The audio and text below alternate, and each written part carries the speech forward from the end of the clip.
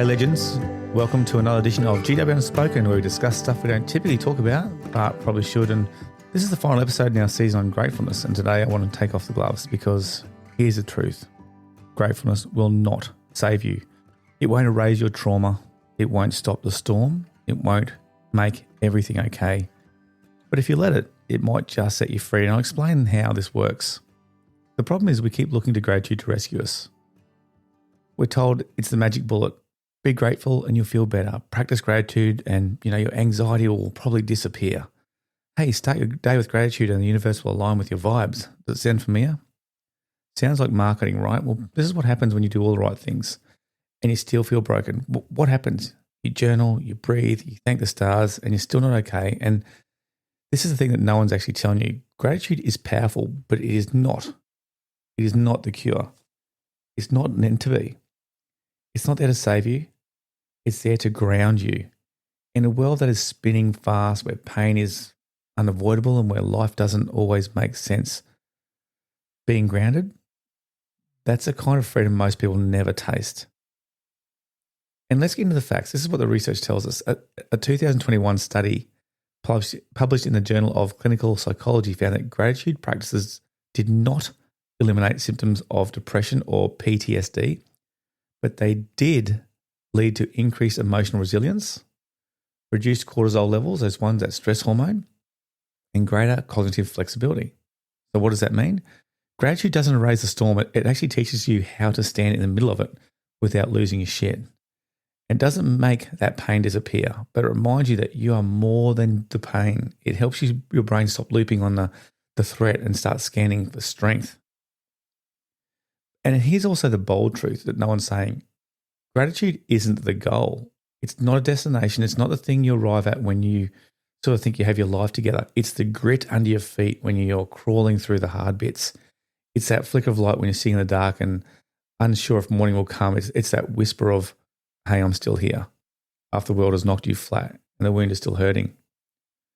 Gratefulness is not an endpoint. It's a posture. And sometimes it's the last thing holding you together. And the point is, there's no perfect gratitude practice. You don't have to light a candle, meditate, or sit in a lotus position to feel grateful. You don't have to write in a fancy journal, say it out loud in front of a sunrise. Sometimes gratitude looks like surviving.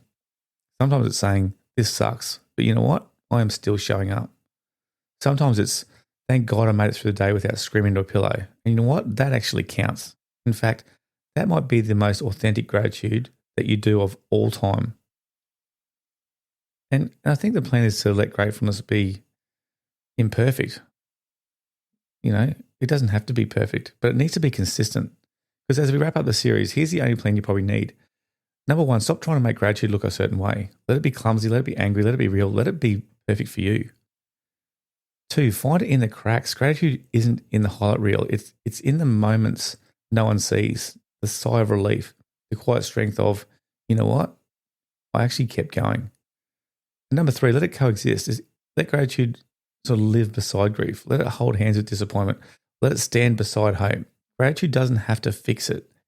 It just has to find you where you are and remind you that even here in the mess, you are still whole. So look, here's three final prompts for this session for your journal.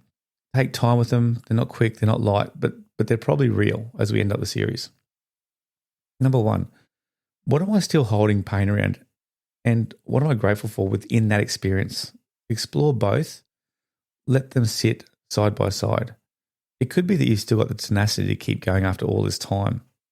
And realistically, that needs to be actually celebrated.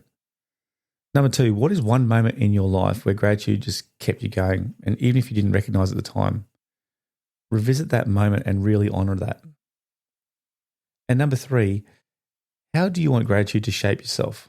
Not as a performance, but as a way of living. What kind of person are you actually becoming by being reflective? Well, that's it, my friends. That's it. That's season 9. That's gratitude done. We talked about the fluff, the science, the mess, the moments, laughed. We called out the BS. We sat in the dark and searched for flickers of light. And you know what? Here's the truth. Gratitude didn't save me. It actually anchored me. And maybe, just maybe, it's just doing the same for you. And if this season has meant something to you, even if it's just one episode that helped you pause, breathe, or feel seen, please share it with someone that you love, and maybe it can make the difference for them. Because gratitude doesn't have to be perfect. It just has to be honest. Thank you for being here.